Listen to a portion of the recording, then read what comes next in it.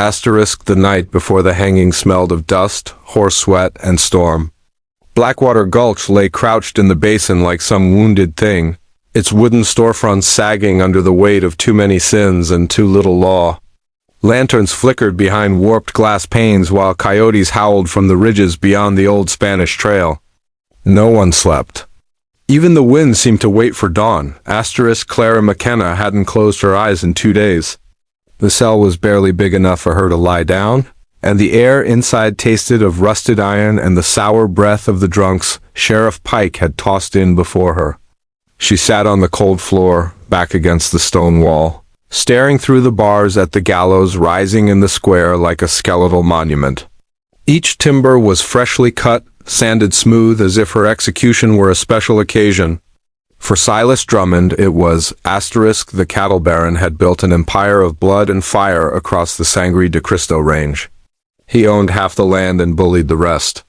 When Clara's husband vanished after a rumored shootout near Fort Union, she'd tried to rebuild the ranch alone.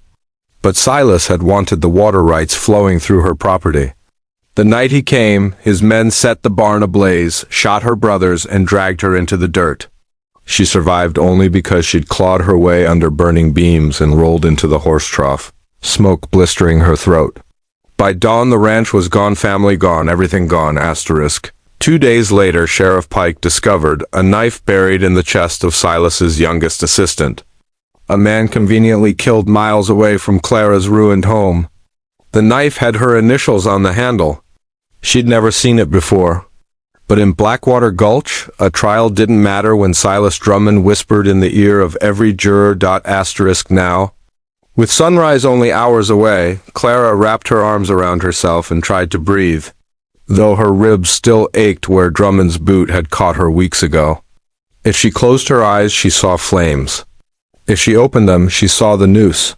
There was no comfort in either. Asterisk the deputy on duty snored with his boots propped on the desk, hat tipped over his eyes.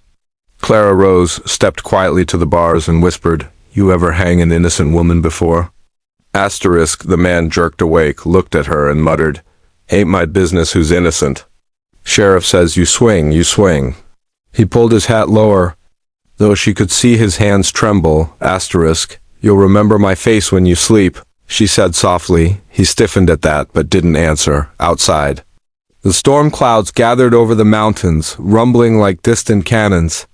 People whispered of thunder spirits or ghosts or just a coming change in the weather. But there was something different in the air, something sharp, electric, the kind that made horses restless and dogs whine. Asterisk by dawn the square was packed. Some came out of morbid curiosity. Others came because any excuse for a public gathering meant whiskey at half price.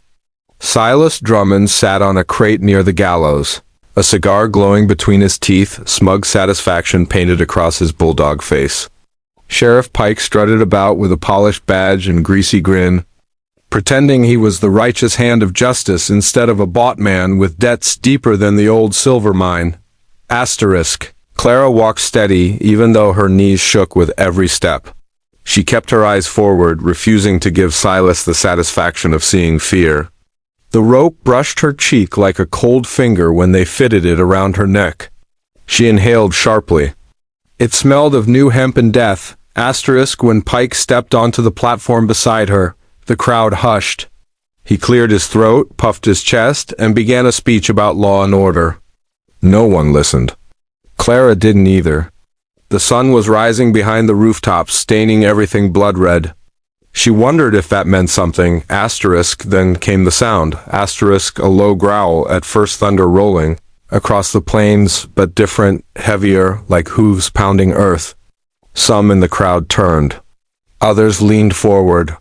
Even Silas paused mid-cigar. Brow tightening, a lone rider emerged from the shimmer of heat at the far end of Main Street, a dark silhouette against the rising sun. His Mustang foamed at the mouth, sides heaving as if it had run 100 miles without stopping. The rider sat tall, black duster snapping behind him, Stetson pulled low, face hidden in shadow. Asterisk, someone whispered, "Ain't that?" Asterisk, no, another muttered. "He's dead." Asterisk, 6 months ago, Colton Kane had been declared killed in a shootout near Retun Pass? Some swore they'd seen his body dragged off by scavengers. Others said he'd been buried in an unmarked grave. But legends had their own way of rising, especially in the West where truth walked on shaky legs and death didn't always stick. Clara felt her heart hitch in her chest. The figure was too far to confirm, yet her bones knew, her soul knew. Colton Kane had come back. Somehow, against every force that had tried to kill him, he had crawled out of whatever grave he'd been tossed into. The outlaw with a reputation for impossible survival. Deadeye Kane, the man who never missed. Silas cursed under his breath. That son of Colton slowed his horse to a stop in the middle of the street. Dust rose around him like smoke. His voice, when it came, carried clear across the hushed crowd. Sheriff Pike, he called, you're about to hang my wife. That single sentence froze the entire town.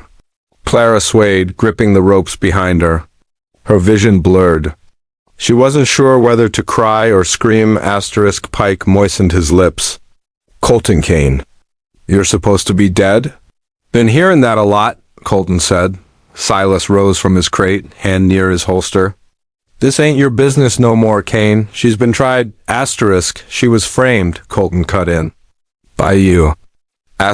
Gasps rippled through the crowd. A few men stepped back from Silas. Pike snarled. You got 30 seconds to ride out before I gun you down. Colton didn't move. Didn't even twitch. You ain't fast enough. The deputy reached for his rifle. Colton fired first. No one saw him draw. They only heard the crack. Then the deputy's rifle clattered to the dust as he collapsed, hand blown open. Chaos erupted. People scattered. Silas bellowed orders. Men stumbled for cover.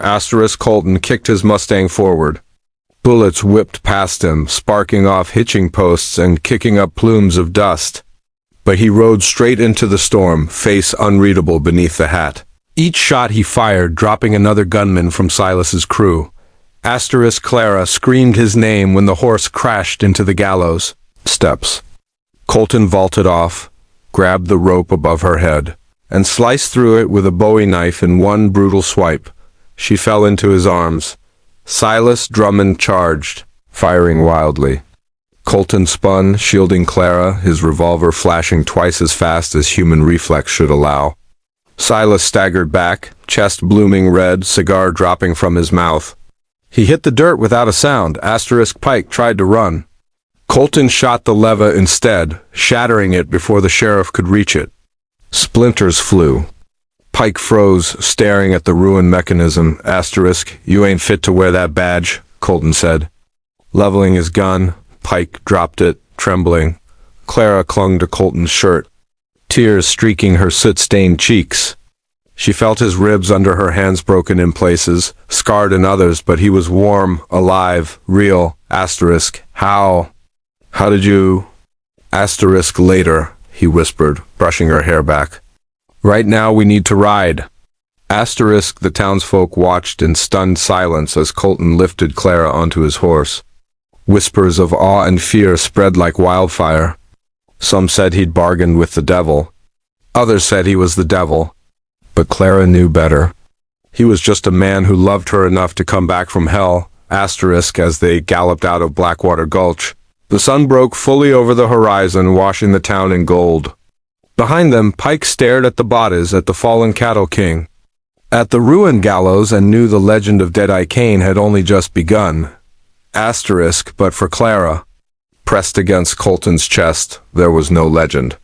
No myth, just the truth of a promise kept, a love stronger than ropes, bullets, or the cruel machinery of the West. And as the thunder finally split the sky, she whispered into the wind. We outran the rope? Colton tightened his arms around her. For as long as I breathe, he said, we outrun everything.